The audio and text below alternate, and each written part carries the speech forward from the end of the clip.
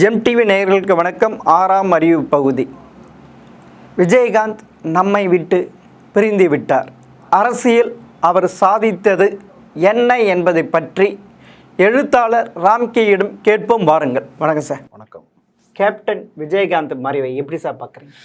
உண்மையிலே நிச்சயமாக ஒரு அதிர்ச்சி அளிக்கிறது. ஏன்னா நீண்ட காலமாகவே உடல்நிலை சரியில்லாதவர் தான். பல ஆண்டுகளாகவே நம்ம பார்த்துட்டு இருந்தது தான். ஆனால் அவருடைய மறைவு திடீரென்று ஒரு மறைவுங்கிறது திடீர் செய்தி ஒரு பெரிய ஷாக்கிங் தான் ஆக்சுவலாக. ஏன்னா ஒரு 2-3 வருடங்களாகவே நம்ம கண்முன்னாக பார்த்துட்டு இருக்கோம். கடந்த வாரம் கூட பொதுக்குழுவில் கூட அவர் அழைச்சிட்டு வந்து உட்காரும்போது அவருடைய உட்கார முடியாத நிலைமையில் அந்த இதில் பார்க்கும்போது பல பேர் அது ஒரு பெரிய விவாத பொருளாகவே அணிச்சு. இந்த நிலையில் வந்து அவர் அழைச்சிட்டு வரணுமா அப்படிங்கலாம் ஒரு பெரிய விமர்சனங்களை ஏற்படுத்தியது. ஸோ அப்படிலாம் பார்க்கும்போது இன்றைக்கு வந்திருக்க மரண செய்திங்கிறது உண்மையிலே நிச்சயமாக ஷாக்காக தான் இருக்குது. எப்படிப்பட்ட மனிதர் அவர்! ஒரு பெரிய தமிழ் சினிமாவில் பெரிய ஆளுமை, அரசியலுக்கும் வந்து ஒரு பெரிய 3வது அணி அல்டர்னேட்டிவ் ஃபோர்ஸாக இருந்தவர். அவருடைய மறைவுங்கிறது உண்மையிலே ஒரு பெரிய சார். நீங்கள் சொல்லுவீங்க 2 திராவிட கட்சிக்கு 3வதான்ட்டு நீங்கள் அல்டிமேட் ஃபோர்ஸ்ன்றீங்க. அப்படிப்பட்டவர் எங்கே தான் சார் சறுக்குனாரு? இந்த சர்க்கிள் எங்கே ஆரம்பிக்குதுன்னா, நீங்கள் வந்து திமுக அதிமுகவுக்கு மாற்று சக்தியாக வர முடியும். ஆனால் ஒரு இடத்துல வந்து ஏதாவது ஒரு கட்சியோட நீங்கள் வந்து காம்ப்ரமைஸ் பண்ண வேண்டிய ஒரு நெருக்கடி அழுத்தம் வருது. இது வந்து விஜயகாந்துக்கு மட்டும் இல்லை, மற்ற கட்சிகளுக்கு கூட அப்படி வந்தது. பாமகவுக்கும் வந்தது சார். அது ஒரு ஜாதி கட்சி சார். ஆமாம். ஆனால் நீங்கள் வந்து வேறு வழி இல்லை. அது 3வது இன்றைக்கும் வந்து வட மாவட்டங்களில் திமுக அதிமுக தவிர்த்து 3வது கட்சி பாமக தான். ஆமாம். ஸோ அப்படி இருக்கும்போது தங்களுடைய வளர்ச்சி அவங்க வளர்ந்த விதம் பாருங்களேன். நீங்கள் விஜயகாந்த் மாரி 3வது அணியை தான் வந்தாங்க. ஆனால் ஒரு கட்டத்தில் அவங்க அதிமுகவுடைய திமுகவுடைய கூட்டணி போடுவதன் மூலமாக அந்த கூட்டணி சேர்ந்து தான் அவர்களுக்கான வளர்ச்சிங்கிறது அடுத்த கட்ட வளர்ச்சி போணுச்சு. இப்போ அவங்க வந்து டெல்லியில் வந்து எம்பி ஆனதுக்கு காரணம் என்னென்னா திமுகவோட கூட்டணி இடம்பெற்றது. பாமக வளர்ச்சி போயிடுச்சு. ஆனால் அதனுடைய இப்போதைய நிலைமை என்ன சார் ஆச்சு? இன்னைக்கு ஒரு கேள்விக்குறி தான். இன்றைக்கி அவங்களுடைய செல்வாக்கு குறைந்து தான் இருக்குது. நீங்கள் இது எல்லாருமே ஒரு அல்டர்னேட்டிவ் பிளேயர்ஸ்னு வரும்போது ஒரு கட்டத்துக்கு தாண்டி அவங்களால தாக்கு பிடிக்க முடியாமல் ஏதாவது ஒரு கூட்டணியில் வந்து அவங்க வந்து அகாமடேட் ஆகி சேர வேண்டிய நிர்பந்தம் இருக்குது. இது விஜயகாந்துக்கும் நிறைந்தது சார். நீங்கள் சொல்கிறீங்க. ஆனால் அவர் பார்த்தீங்கன்னா 2006 சட்டமன்ற தேர்தலில் நின்று விருதாச்சலத்திலிருந்து ஜெயிச்சாரு. 234 தொகுதியிலையும் நின்றாங்க. ஆனால் 7% ஓட்டு வாங்கினா சார். அதே மாதிரி 2009 பார்லிமெண்ட்டு எலெக்ஷனில் பார்த்தீங்கன்னா 10% எடுத்தார். அப்படிப்பட்டவர் அப்படியே அதனுடைய பர்சன்டேஜ் வளர்ந்துகிட்டே போகிறப்ப 2011 அதிமுக கூட்டணியோடு வைக்கிறப்ப எதிர்கட்சி ஆகிறாரு. ஆனால் பர்சன்டேஜ் ஓட்டு 7% ஆகும் சார். அங்கே தானே சார் ஒரு திராவிட கட்சிகள் கூட்டணி வச்சதுனால அவருடைய வாக்கு சதவீதம் குறையுது. கூட்டணி வைத்ததுனால தான். ஏன்னா நீங்கள் விஜயகாந்த் எதுக்கு அரசியலில் தேவைப்படுகிறார்? ஒரு மாற்று சக்தியாக தான் தேவைப்படுகிறார். இப்போ நீங்கள் வரும்போதே என்ன சொல்லிட்டு வந்தீங்க? திமுகவும் அதிமுகவுக்கும் நான் மாற்று, ஒரு புதிய விதமான ஒரு அரசியல் சூழல், இது புது விதமான கட்சின்னாரு. அவர் கட்சி கொள்கையெல்லாம் சொல்ல. அவர் சொன்னதே தேசிய முற்போக்கு திராவிட கழகம்னாரு. நான் தேசிய கட்சியோட தன்மையோடு இருக்கும், திராவிட கட்சி தான் நான் அப்படிங்கிற மாதிரி சொன்னார். ஸோ அப்படி ஒரு நான் ஏதோ ஒன்று ஒரு பேரில் பெரிய பெரிய குழப்பங்கள் இருந்தாலும் உள்ளே வரும்போது நான் வந்து ஒரு திமுக அதிமுக மாற்று தான் சொன்னார். ஒவ்வொரு மேடையிலும் அப்படி தான் முழங்கினார். அவங்க எவ்வளோ ஊழல் செஞ்சுருக்காங்க, நான் ஆட்சிக்கு வந்தால் இதெல்லாம் நடக்காது, நாங்கள் ரேஷன் கடைக்கு மக்கள் போக வேண்டிய தேவையில்லை, வீட்டுக்கே வரும், இதெல்லாம் மாற்றம், இதெல்லாம் தான் இது வரைக்கும் இந்த கட்சிகள் செய்யாத விஷயத்தை நான் செய்வேன் அப்படின்னு ஒரு நம்பிக்கையை விதைத்தார். அதன் காரணமாக தான் மக்கள் அவருக்கு ஓட்டு போட்டாங்க. 2006 சரி 2011 சார். அப்போ பார்த்தீங்கன்னா நான் வந்து மக்களோடும் தெய்வத்தோடு தான் கூட்டணி, எந்த திராவிட கட்சியும் கிடையாது. நீங்க 2006 2009 இரண்டிலுமே 2 காலகட்டத்திலுமே 2009 நாடாளுமன்றத்தில் நீங்க சொன்ன மாதிரியே ஒரு ஏறுமுகம் தான். ஆனால் அவர் எப்போ இறங்கு முகமாக 2011 கூட்டணி சேர்ந்த உடனே மக்கள் என்ன முடிவு பண்ணிட்டாங்கன்னா இவர் ஏதோ ஒரு கூட்டணியில் போய் சேர்றாரு அப்படின்னு. அது வரைக்கும் நீங்கள் சொன்ன மாதிரி மக்களுடன் ஆண்டவனுடன் கூட்டணி தான் சொன்னார். ஆனால் அதிமுகவுடன் கூட்டணி சேர்ந்த உடனே அவருடைய அந்த தனித்தன்மைங்கிறது போயிடுச்சு அவங்களுக்கு. அப்போ நீங்கள் சபார்டினேட் ஃபோர்ஸ் ஆகிட்டீங்களே. அப்போ நீங்கள் அது வரைக்கும் திமுகவும் அதிமுகவும் சவால் விடுற அளவுக்கு நீங்கள் மாற்று சக்தியாக இருந்தவங்க இப்போ அதிமுகவுக்கு சபார்டினேட்டாக போனோம்னாலே உங்களுக்கு வாக்கு சதவீதம் குறைஞ்சிருச்சு. ஸோ இப்போ வந்தவர் எதிர்கட்சி தலைவராக அவர் செயல்பட்ட விதம், அப்போ கூட அவர் என்ன பண்ண யாருக்கும் கிடைக்காத வாய்ப்பு. நீங்கள் எப்போதுமே தமிழ்நாட்டில் திமுக ஆட்சியில் இருந்தால் அதிமுக எதிர்கட்சி தலைவர், அதிமுக ஆட்சியில திமுக அதுக்கு அப்ப அன்னைக்கு யாருக்குமே கிடைக்காத ஒரு அரிய வாய்ப்பு விஜயகாந்த் தேடி வந்தது சார். அதுவும் 2005 ஆரம்பிச்சு 2011 6 வருஷத்துக்குள்ள எதிர்க்கட்சி கட்சி ஆரம்பித்த 6 ஆண்டுகளுக்குள்ளேயே எம்எல்ஏ ஆகி கணிசமான வாக்கு சதவீதத்தையும் அதிகரித்து அடுத்தது கூட்டணி போட்டு அதிமுகவை தேடி வந்து கூட்டணி அமைச்சு கொண்டாங்க. அதிமுக யாருமே வந்து எல்லாருமே போயஸ் கார்டனுக்கு பாமக போய் நின்று தான் கூட்டணி போட்டிருக்கு. ஆனால் அதிமுக தான் முதல் முறையாக விஜயகாந்த் கட்சியுடன் கூட்டணி செய்ய வேண்டுங்கிற விருப்பத்தின் அடிப்படையில் அந்த கூட்டணி நிகழ்ந்தது. ஸோ கூப்பிட்டு கொடுத்தாங்க, சீட்டை வாங்கினார், வெற்றி பெற்றார். ஆனால் எதிர்கட்சி தலைவராக போகும்போது அவர் சட்டமன்றத்தில் இருந்த செயல்பாடுகள் அது வந்து ஆளுங்கட்சி தரப்பினரை வந்து மிரட்டினார், உருட்டினார், பல்வேறு விமர்சனங்கள் இருந்தது. அவர் அடுத்த கட்டத்தை நோக்கி போயிருந்துருக்கணும். அப்போ நீங்கள் அந்த காலகட்டத்திலேயே நான் அதிமுகவுடன் கூட்டணி வேறு வழி இல்லாமல் கூட்டணி சேர்ந்து நான் உங்களை ஆட்சியை கொண்டு வந்துட்டேன். இப்போ அடுத்ததாக என்ன பண்ணியிருக்கணும், ஒன்று தனி கட்சியாக நின்றுருக்கணும், இல்லை திமுகவுடன் கூட்டணி சேருவதற்கான முயற்சிகளை இறங்கியிருக்கணும். அப்போ தான் பேலன்ஸ் பண்ணி அடுத்த கட்டத்து வளர்ச்சிக்கு போக முடியும்ல. நீங்கள் அப்படியே நீங்கள் ஒன்றுமே சொல்லாமல் 2016 தேர்தல் அறிவிக்கப்பட்டு பிரச்சாரங்களும் ஆரம்பித்த பிறகு கூட திமுகவுடன் கூட்டணி வருமா வராதா, விஜயகாந்த் கூட்டணி சேருவாரா பழம் நழுவி பாலில் விழுந்தாலும் சொன்னார். கடைசி வரைக்கும் வந்து விட்டு கொடுக்காமல் நழுவி போனது விஜயகாந்த் தான். அவர் என்ன நினைச்சாரு, நம்ம நழுவி போவது மூலமாக நமக்கு ஒரு வெற்றி கிடைக்கும், நம்மளுடைய வாக்கு சதவீதம் உயரும், நமக்குடைய அரசியல் செல்வாக்கு உயரும் ஒரு தப்பு கணக்கு போட்டார். இல்லை சார், அவர் தப்பு கணக்கு இல்லை. 2006 இருந்து 2009 வரைக்கும் தனித்து இருந்ததுனால அவர் பர்சன்டேஜ் ஓட்டு நடந்தது. அதனால இப்ப 2 திராவிட கட்சி இல்லாம 2014 தனித்து நிக்கிறப்ப இன்னும் நம்ம மக்கள் நம்ம நம்பி திருப்பி ஓட்டு அந்த வரும்ட்டு இல்லையா. நீங்க 2011 நீங்க அதிமுக கூட்டணி சேர்ந்த உடனேயே உங்கள் மீதான அந்த வாக்கு சதவீத நம்பிக்கை கொஞ்சம் குறைஞ்சிருச்சு. நீங்க இப்போ ஒரு வாய்ப்பு உங்களுக்கு கிடைச்சிருக்கு, எதுக்கு ஒரு வாய்ப்பு கிடைச்சிச்சு. இப்ப அந்த வாய்ப்பை பயன்படுத்தி கொண்டு அதிமுகவா வெர்சஸ் விஜயகாந்தா அப்படிங்கிற நிலையை கொண்டு வந்திருக்கணும். அவர் செய்ய தவறிவிட்டார். நீங்க ஒரு 91-96 காலகட்டத்தில் பாருங்க, அப்ப திமுகவுக்கு பெரிய செட்பேக் திமுக.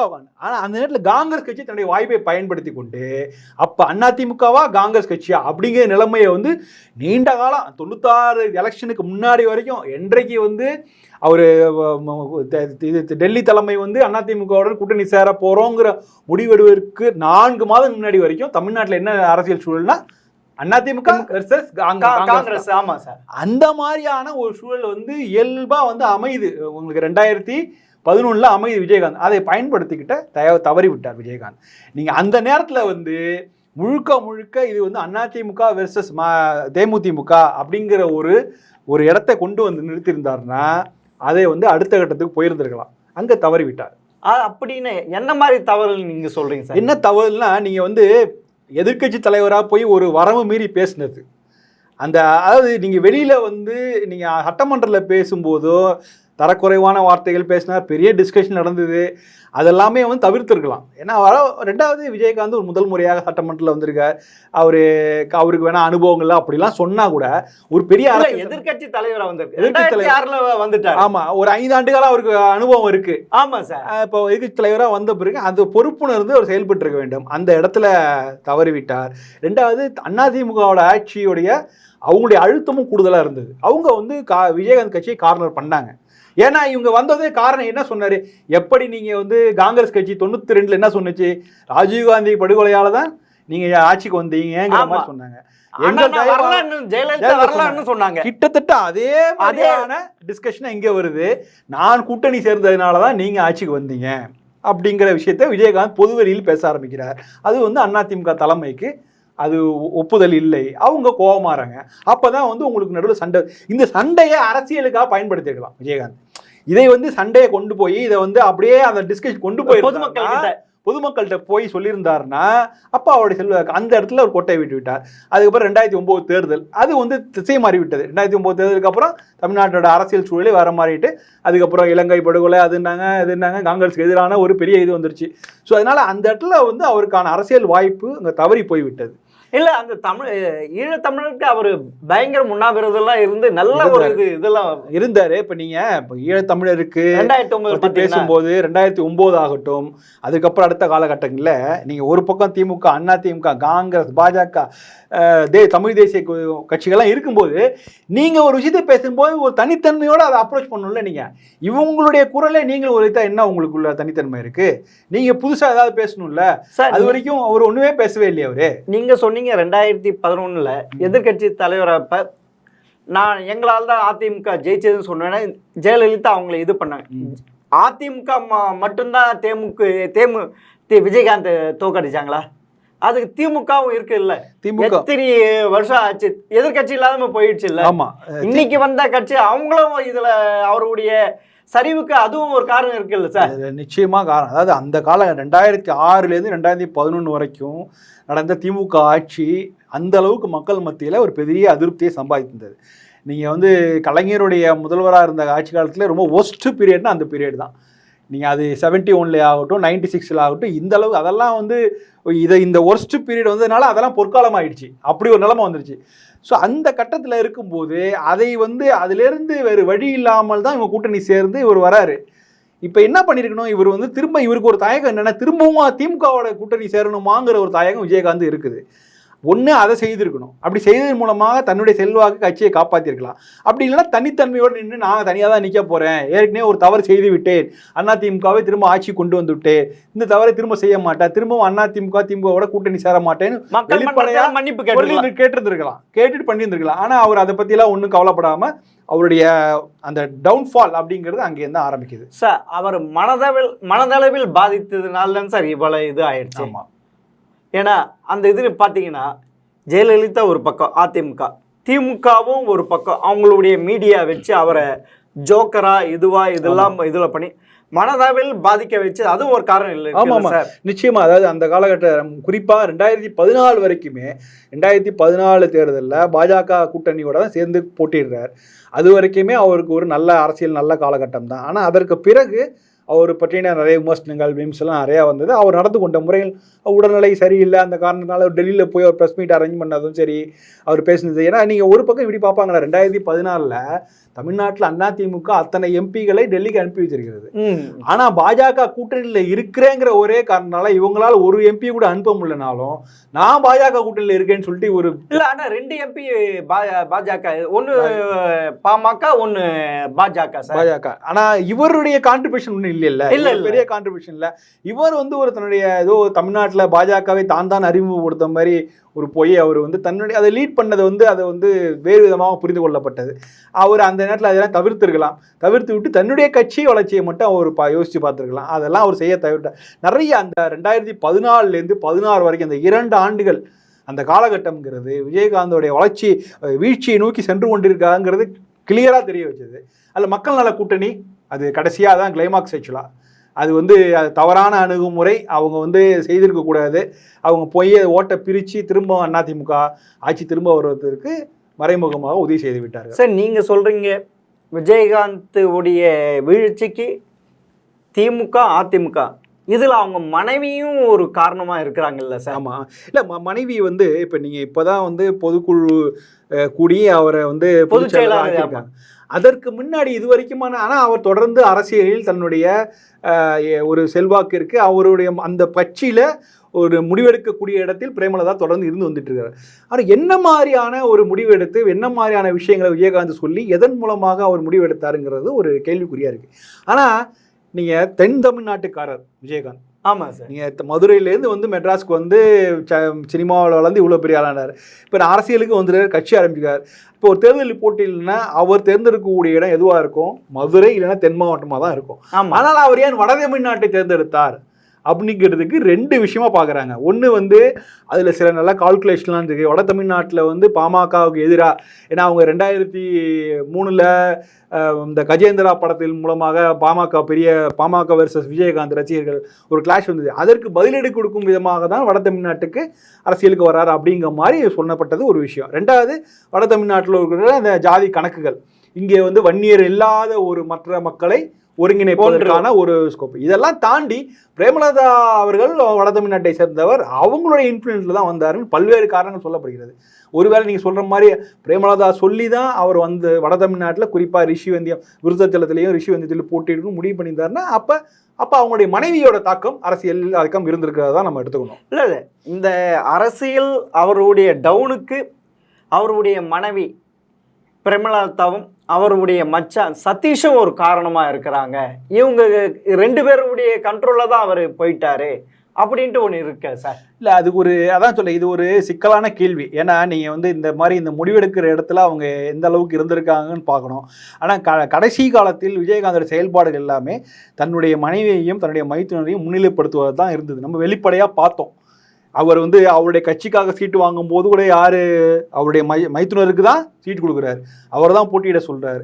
எல்லா கட்சி பொதுக்குழு மீட்டிங் பொதுக்கூட்டத்திலையும் யார் பேசுகிறாங்கன்னா பிரேமலதா பேசுகிறாங்க. ஸோ அவர் இருக்கும்போதே, அவர் நல்ல நினைவுகளோடும் உடல்நல ஆரோக்கியத்துடன் இருக்கும்போதே தன்னுடைய மனைவியும் மைத்துனரையும் அவர் அறிமுகப்படுத்துகிறார், இல்லை முன்னிலைப்படுத்துகிறார். ஆனால் இதை ஏன் விஜயகாந்த் செய்தாருங்கிறது ஆச்சரியமாக பார்க்கணும். ஏன்னா விஜயகாந்துக்கு ஒரு பெரிய நட்பு வட்டாரம் இருக்குது. அவ்வளோ பெரிய நட்பு வட்டாரம் சினிமாவிலும் இருந்தது, அரசியலிலும் இருந்தது. அவர்களெல்லாம் விலக்கி வைத்து விட்டு தன்னுடைய குடும்பத்தினரை ஏன் முன்னிலைப்படுத்துகிறார் அப்படிங்கிற கேள்வி அதுக்கு விடை தெரியாமலே போயிட்டு இன்றைக்கு அவர் மறந்து விட்டார். ஆனால் நீங்கள் சொல்கிற மாதிரி அவர் வந்து தன்னுடைய குடும்பத்தினரை முன்னிலைப்படுத்தியிருக்கிறார். ஸோ அவங்களுடைய இன்ஃப்ளூயன்ஸு தான் ஒரு முக்கியமான காரணம். இன்றைக்கி கட்சிக்கு பெரிய பின்னடைவு அப்படின்னு சொன்னால் நிச்சயமாக அவருடைய செயல்பாடு தான் காரணம். இல்லை என்றால் தலைவர் தான் விஜயகாந்த் வந்து உடல்நிலை சரியில்லாமல் இருந்தாலும் நாங்கள் வந்து அதை கட்சியை தூக்கி நிறுத்துகிறோம்னு சொல்லி அவங்க ஏதாவது செய்திருந்தாங்கன்னா நம்ம சொல்லலாம். ஆனால் அவர்களுடைய விஜயகாந்தோட புகழை பயன்படுத்தி கொண்டார்கள். அதான் சார், விஜயகாந்த் புகழை பயன்படுத்தி கொண்டு பேரம் பேசினாங்கன்ட்டு ஒரு குற்றச்சாட்டு இருக்கு. நிச்சயமா அது 2019 காலத்துல இருந்து 16லயும் இருந்தது. குறிப்பா 14-16 வந்து அது லோக்கல். 14 நமக்கு தெரியாது. 16 பொறுத்த வரைக்கும் வெளிப்படையாக தெரிஞ்சு. ஏன்னா திமுகவுடன் கூட்டணி வருமா வராதா, கலைஞர் அவர்களே முன் வந்து பழம் நழுவி பால் இதெல்லாம் பற்றி பேச ஆரம்பித்தாங்க. நிச்சயமாக விஜயகாந்த் கிளம்பி வந்துடுவார், அறிவாலயத்துக்கு வருவார்லாம் பத்திரிகையெல்லாம் எதிர்பார்த்துட்டு இருந்த காலகட்டத்தில் அவர் வரவில்லை. அவர் ஒன்றும் எந்த விதமான உறுதியான முடிவும் எடுக்கவில்லை. திரு ஸ்டாலின் அவர்களே நேரடியாக போய் விஜயகாந்த் சந்தித்தார், அதெல்லாம் நடந்தது. எப்படியும் கூட்டணி நடக்கும்னாங்க, பிரேமலதா பேசினேன்னு சொன்னாங்க, எல்லாரும் பேசினாங்க. ஆனால் வந்து நடக்கலை. ஸோ 2016 அப்படி நடந்தது. 2000 அதுக்கப்புறம் வந்த அடுத்த எலெக்ஷன் 2019 எலெக்ஷனில் கூட பார்த்தீங்கன்னா கடைசி வரைக்கும் பாஜக கூட்டணியில் தேமுதிக இருக்குதா இல்லையாங்கிறத ஒரு பெரிய கேள்விக்குறியாகவே இருந்தது. பிரதமர் அவர்கள் கலந்து கொண்ட பொதுக்கூட்டத்தில் கூட கடைசி நேரத்தில் விஜயகாந்தோட படத்தை வந்து அந்த கூட்டணி கட்சி தலைவர்களுடைய படத்தை வைக்கும் போது கடைசி கட்டத்தில் அவருடைய படத்தை ஒன்றாவது வைக்கிறாங்க. ஸோ அது வரைக்குமே ஒரு இழுபறி வந்து இருந்துகிட்டே இருக்கு. அவங்க வராங்களா இல்லையா, அதுக்கு காரணம் வந்து சீட் பேரங்கள் தான். அப்போ இந்த கட்சியில் சீட் பேரங்கள் மட்டுமா இல்லை வேற பேரங்களும் ரெண்டுமே சேர்ந்து தானே சார் இருக்கு. வேறு பேரங்கள் இருக்கலாம். ஆனால் நம்ம வெளிப்படையாக பேசியிருக்கு. இந்த மாதிரியான கூட்டணி பேசல இடத்தை வச்சு தான் நாகரிகமான முறையில் பேசும்போது இதுதான் நம்ம பேச வேண்டியிருக்குது. பின்னாடி என்ன மாதிரியான விஷயங்கள் நமக்கு தெரியாது. ஆனால் அந்த கூட்டணி சீட்டு கிடைக்கணும், எனக்கு 1 சீட்டா 2 சீட்டா இப்படிங்கிற விஷயம் வச்சு தான் வெளிப்படையாக அவங்க பேசியிருப்பாங்க. பின்னணியில் அறையில் என்ன பேசினாங்கன்னு நமக்கு தெரியாது. வெளிப்படையாக பத்திரிகையாளர் பகிர்ந்துக்கும் போது நாங்கள் இத்தனை இடம் கேட்டோம், இத்தனை இடம் தராங்க அப்படி. ஆனால் இதில் நீங்கள் கவனிக்க வேண்டிய விஷயம் என்னென்னா, ஒருவேளை அவர்கள் நினைத்த இடம் கிடைக்காவிட்டால் வேறு கூட்டணிக்கும் போவதற்கு தயாராக இருந்திருக்கிறார். அப்படி பார்க்கும்போது நீங்கள் 2 தரப்பையும் ஒரே தட்டில் தான் வைத்து பார்த்துருக்காங்க அவங்க. தேமுதிக பொறுத்த வரைக்கும் நீங்கள் இந்த திமுக கூட்டணியாக இருந்தாலும் சரி, இந்த பாஜக கூட்டணியாக இருந்தாலும் 2 தரப்புமே எங்களுக்கு ரெண்டுமே ஒன்று தான், எங்களுக்கு தேவை சீட்டு தான். சார் பாமக தலைவர் ராமதாஸ் அப்படி தானே சார் பயணிச்சாரு. அவர் பார்க்குறாரு, ஆனாலும் நடுநடுவில் ஏதாவது கொள்கை இதெல்லாம் பேசுகிறாரு. தமிழ்நாட்டுக்கு ஏதாவது பிரச்சனை வந்ததுன்னா அறிக்கையை கொடுக்குறாரு. இன்னைக்கு நம்ம ஆளுங்கை திமுக கூட்டணியில் இல்லை என்றாலும் சில விஷயங்களில் திமுக அரசை பாராட்டுகிறார், சில இதுகளில் தோழமை சுட்டல் மாதிரி சில விமர்சனங்களையும் வைக்கிறார். அந்த மாதிரியான ஒரு வெளிப்படையான அரசியல் விஜயகாந்த் கட்சியிலேருந்து வந்ததுன்னா அது ஒரு இல்லை. விஜயகாந்த் உடல்நிலை சரியில்லை அப்படி இல்லைன்னா அவங்க மனைவி செய்யலாமே, அவங்க மைத்துனர் இந்த அரசியலை முன்னெடுக்கலாமே. அது அவங்க செய்யவே இல்லையே கடைசி வரைக்கும். எப்போது வந்து தேமுதிக வந்து அரசியலில் ரொம்ப ஆக்டிவாக இருக்காங்கன்னா எலெக்ஷனுக்கு முன்னாடி, அதுவும் ஒரு மாதங்களுக்கு முன்னாடி தான். 1 மாதங்களுக்கு முன்னாடி தங்களுக்கு எத்தனை சீட் கிடைக்கணும் இந்த மாதிரி பேரங்களில் தான் அவங்க ரொம்ப ஆக்டிவாக இருக்காங்க.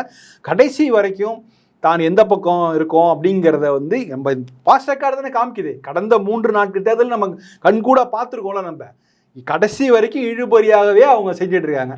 ஸோ அப்படி இருக்கும்போது இதனால தான் மக்களுக்கு மத்தியில் ஒரு பெரிய அவநம்பிக்கை. இவங்க வந்து தேர்தல் பேரங்களிலும் சீட்டுகள் எண்ணிக்கையிலேயே குறியா இருக்காங்க.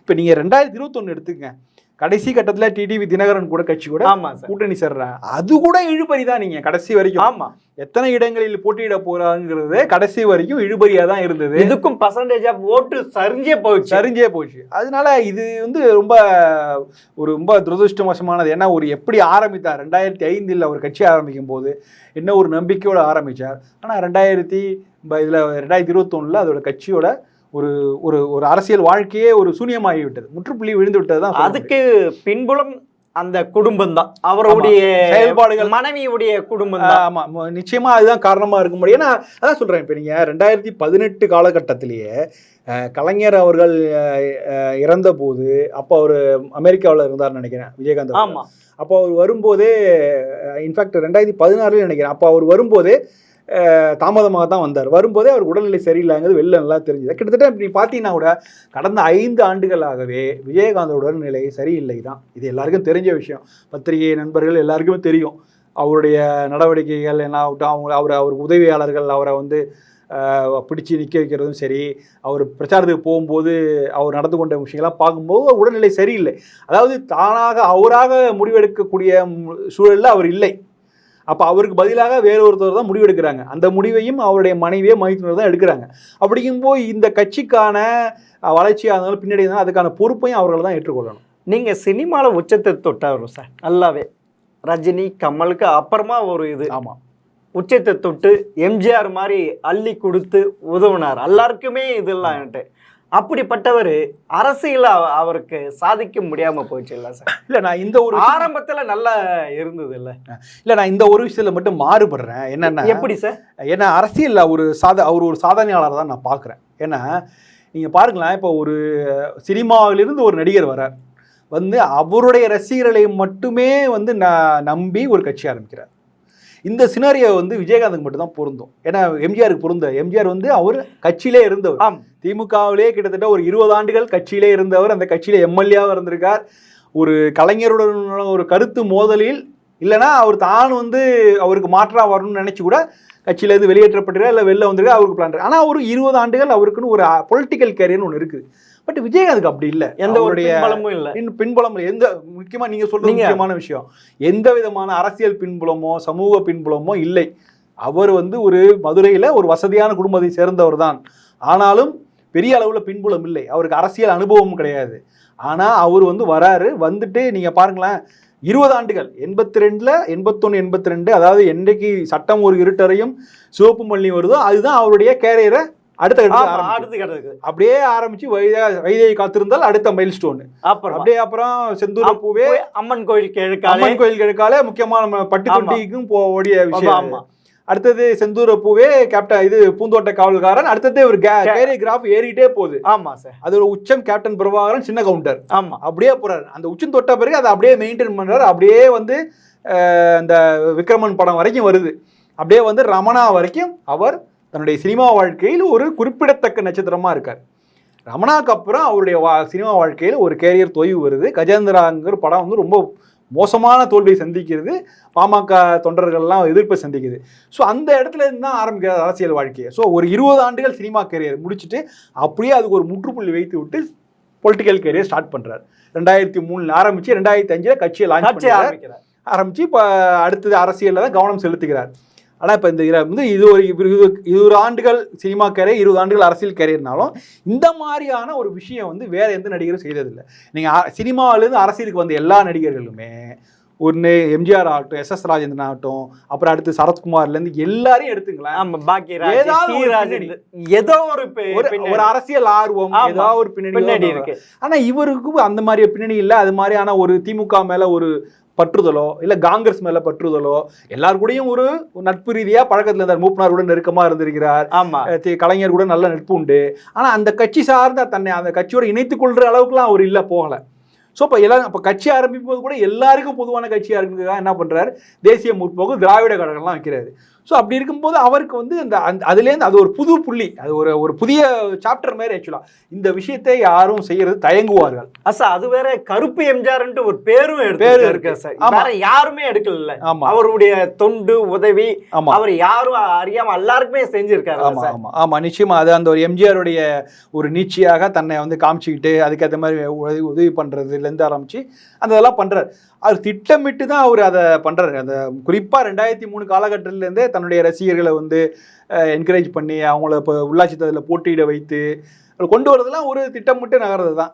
இந்த மாதிரி வந்து விஷயம் வந்து வேற யாரும் பண்ணல. ஏன்னா நீங்கள் வந்து சினிமா நடிகர்கள் அரசியலுக்கு எதுவும் இல்லை, ஒரு துறையிலிருந்து இன்னொரு துறைக்கு வருவது கூட ரொம்ப அபூர்வமான விஷயம்தான். ஏன்னா இந்த துறையில் வந்து வெற்றியாளராக இருந்தவர் அதை ஒதுக்கி வைத்துட்டு இங்க வர்றது அப்படிங்கிறது ஒரு சாத்தியம். அங்கே வெற்றியாளர் தான் வந்தாரு. ஆமா, பரிமரிச்சு இருந்தாரு. ஆமா ஆமா ஆமா, அது உண்மைதான். அதனாலதான் சொல்றேன், வந்து அவர் அரசியல் அவருடைய உயரத்துக்கு எதிர்கட்சி தலைவருங்கிறது ஒரு கூடுதலான உயரம் தான். ஏன்னா ஒரு கட்சி ஆரம்பித்து உடனே நின்று ஜெயிச்சு அடுத்த கொட்டையில கூட்டணி வச்சு எதிர்கட்சி தலைவரா வந்தது பெரிய அச்சீவ்மெண்ட். அது கலைஞர் இருக்கிறப்பயே அது ரொம்ப முக்கியமான.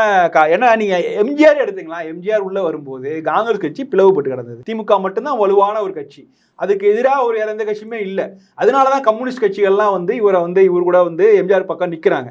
அப்ப அந்த காலகட்டத்திலேயே எம்ஜிஆருக்கான ஒரு இடம் இருக்கு. ஆனா விஜயகாந்த் வரும்போது இடமே கிடையாது, இங்க வெற்றிடமே இங்க கிடையாதுங்க. ஆமா, அங்க இரண்டுமே திமுக அண்ணா திமுக ரெண்டு கட்சிகளும் இருக்கின்றன. அப்ப அந்த இடத்துல வந்து உங்களுக்கான இடத்தை ஏற்படுத்தி கொண்டு உங்களால் ஒரு உயரத்துக்கு அடைய முடியும் அப்படின்னா அது சாதனை தான். எல்லாரும் அவர் முதல்வர் ஆகல அப்படிங்கிறதுனால அவர் தனித்து பயணத்து இருந்தா அது ஒரு நல்ல ஒரு வாய்ப்பு இல்ல சார். ஏன்னா ஜெயலலிதா இல்லாம போயிட்டாங்க, கலைஞர் இல்லாதப்போ ஒரு வெற்றி இடம் ஏற்பட்டது. அப்ப வந்து தனித்து பயணித்திருந்தா அந்த மக்கள் அவரை ஏற்றுக்கொண்டிருப்பாரு இல்ல சார்? இல்ல, ஏற்றுக்கொண்டிருப்பார்கள். பொன்னான வாய்ப்பு, அது உங்களுடைய பொன்னான வாய்ப்பு, அது உங்களுடைய செயல்பாடுல இருக்குது. நீங்க எதிர்க்கட்சி தலைவரா வந்துட்டீங்க, இது வரைக்கும் வந்துட்டீங்க. இதுக்கப்புறம் அடுத்தது உங்களுடைய நடவடிக்கைகள் தான் முதல். ஆமா, அதுக்கு வந்து நீங்க ரெண்டு விஷயம், ஒண்ணு தனித்து செயல்படணும், ரெண்டாவது இயல்பாவே இவ்வளவு உயரம் வந்த பிறகு இயல்பாவே திமுக அண்ணா திமுக அழுத்தம் உங்க மேல இருக்கும், அதை தாண்டி நீங்க அடுத்த கட்டத்துக்கு போகணும். எப்பவே தமிழக அரசு அவங்க ரெண்டு பேரும் மீறிதான் பண்றது ரொம்ப கஷ்டமா. அந்த சவாலை நீங்க எதிர்கொள்ளணும், அது ஒன்று இருக்கு. ரெண்டாவது தேசிய கட்சிகள், உங்கள் தேசிய கட்சியில் நோக்கி நீங்கள் போனீங்கன்னா அவங்களுடைய சப்போர்ட்டுக்கு வந்து ஒரு கூடுதல் இது. ஸோ அதையெல்லாம் வந்து செய்திருந்தால் நீங்கள் சொல்கிற மாதிரி அவர் அடுத்த கட்டத்தை நோக்கி வந்திருக்கலாம். சார் நீங்கள் இப்போ அப்போ சொல்கிறத பார்த்தீங்கன்னா கட்சியில் அவருக்கு சரியான ஆலோசகர் யாரும் இல்லாமல் நிச்சயமாக இல்லை. இப்போ பண்ருட்டி ராமச்சந்திரன் கூட ஒரு காலகட்டத்தில் அவர் ஆலோசகராக இருந்தார். திடீர்னு நான் அரசியலேருந்து விலகிறேன்னு சொல்லி அந்த கட்சியிலேருந்து விலகி போனார். திரும்ப அவர் இன்னைக்கு வந்து ஓபிஎஸ்க்கு அவர் தான் ஆலோசகராக இருந்துட்டு இருக்காரு. அப்போ அன்னைக்கு அவர் அரசியல் விட்டு விலகிறேன்னு சொல்றது வந்து நம்ப முடியல. அப்போ ஒரு கட்சியில் விஜயகாந்திலிருந்து வெளியேற வேண்டும் என்பதற்காக சொல்லப்பட்ட ஒரு அறிக்கை வாதமாக தான் நம்ம பார்க்க வேண்டியிருக்குது. அதுக்கப்புறம் அவர் போய் திரும்ப இன்னைக்கு ரொம்ப ஆக்டிவாக பண்ருட்டி ராமச்சந்திரன் ஆக்டிவ் அரசியல் இருக்கார். அன்றைக்கு பண்ருட்டி ராமச்சந்திரன் போன்ற பெரிய தலைவர்கள், அரசியல் ஆலோசகர்கள் பாண்டியராஜன் நல்ல இருந்திருக்கலாம். ஆமா, நல்ல டேலண்டான அவருடைய இவர் போலவே ஒரு நடிகரா கொண்டு வந்தார். அருண் பாண்டியன் போன்ற அருண் பாண்டியன் எம்எல்ஏ விட்டுட்டாரு. அவர் எம்எல்ஏ ஆனதுக்கு அப்புறம் கூட ஆமா அவரோட இணைந்து, அதாவது நீங்க வந்து ஒரு ஒரு ஒரு கட்டத்துக்கு அப்புறம் அடுத்த கட்ட வளர்ச்சின்னா உங்களுக்கு அனைவரும் இரண்டாம் கட்ட தலைவர்கள்லாம் உங்களுக்கு வரணும், மற்ற கட்சிகள் சப்போர்ட் மற்றெல்லாம் வரணும். எம்ஜிஆர் அதுதான் பண்ணாரு. எம்ஜிஆர் வந்து திமுகவில் இருக்கிற ஆனால் கலைஞர் மேலே அதிருப்தி உள்ளவர்கள்லாம் கொஞ்சம் கொஞ்சமாக தம் பக்கம் இழுத்து கொண்டு வந்து அதுக்கப்புறம் தான் 80களில் ஒரு பெரிய அது மாதிரியான விஷயங்களை வந்து விஜயகாந்த் செய்ய தவறிவிட்டால் அதனால அவருக்கு ஒரு பெரிய பின்னடைவு தான். அதனால தான் சார். ஆனால் அவருடைய இழப்பு வந்து தமிழகத்துக்கு ஒரு இது நிச்சயமா, தமிழகத்துக்கு நிச்சயமா ஒரு பெரிய இழப்பு. ஏன்னா 2 துறையில் சாதனை செய்தவர். நிச்சயமா ஒரு சினிமாவில் சாதனையா நீங்க சொல்ற மாதிரி எம்ஜிஆர் தமிழ் சினிமாவில் லெஜெண்ட் சொன்னா அது வந்து எம்ஜிஆர், சிவாஜி, ரஜினி, கமல் தான். அதை தாண்டி ஒரு அடுத்த கட்ட துறையில் அடுத்த கட்ட வரிசையில் வருகிற கூடிய ஒரு முக்கியமான ஆளுமை. ஒரு 20 ஆண்டு காலம் ஒரு குறிப்பிடத்தக்க வெற்றியை கொடுத்திருக்கிறார் சினிமாவில். இது மாதிரி அரசியல்லையும் நீங்க சொல்ற மாதிரி அந்த பெரிய லெஜெண்ட்ஸ் சொல்ற கலைஞர் அவர்களும் ஜெயலலிதா அவர்களும் தவிர்த்து விட்டு அடுத்த கட்ட தலைவர்கள் பார்க்கும்போது அவர் பெரிய குறிப்பிடத்தக்க சாதனையை பெய்திருக்கார். ஸோ அந்த வகையில் எப்படி பார்த்தாலும் அவர் நிச்சயமாக ஒரு பெரிய சாதனையாளர். அவருடைய வாழ்க்கைங்கிறது ஒரு மதுரையிலேருந்து ஆரம்பித்து ஒரு குறுகிய கால இடைவெளியில் சென்னைக்கு வந்து எந்தவித பின்புலம் இல்லாமல் இவ்வளோ பெரிய உயரத்தை தொடர்னா அது பெரிய இன்ஸ்பிரேஷன். இன்றைக்கு 10 ஆண்டுகளுக்கு முன்னாடி விஜயகாந்தை ட்ரோல் செய்த, மீம்ஸ் போட்டு ட்ரோல் செய்த நம்ம இளைய தலைமுறை இன்றைக்கு அவருடைய அருமையை புரிந்து கொண்டிருக்கிறார்கள். இன்றைக்கு அவரை கொண்டாடுகிறார்கள். அந்த விஷயத்துல இன்னைக்கு வந்து ஒரு அவருடைய மறைவு செய்தி இருந்தாலும் வருத்தமா இருந்தாலும் அது நமக்கு ஒரு சின்ன ஆறுதல் அளிக்கிறது. இன்றைக்கு விஜயகாந்தை கொண்டாடுகிறார்கள். நல்ல மனிதர் அப்படிங்க, நல்ல மனிதர், இப்படிப்பட்ட நல்ல ஒரு மனிதர், சாதனையாளர். அப்புறம் வந்து உயிரோடு இருக்கிறப்ப அவரை ஒரு ஆமா, நல் அது எல்லாருக்கும் நேரிதான் ஒரு பெரிய தமிழ்நாடு சாபகேடு. உயிரோடு இருக்கும்போது அவரை வந்து கிண்டல் அடிப்பது, இந்த ட்ரோல் செய்வது, விம்ஸ்லாம் செய்துட்டு அவர் மறைவு பிறகு 24 மணி நேரமும் சோக கீதத்தோட வந்து இன்றைக்கு அந்த வேலையை வந்து இணையத்தில் செய்துட்டு இருக்காங்க. அது இன்றைக்காவது செய்கிறாங்களே அப்படிங்கிற ஒரு ஆறுதலோடு. சரி சார், உண்மையிலே விஜயகாந்த் எவ்வளவு உச்சத்துக்கு போனார், எப்படி சரிந்தார் என்று மிக தெளிவாக சொன்னது மிக்க நன்றி சார். நன்றி.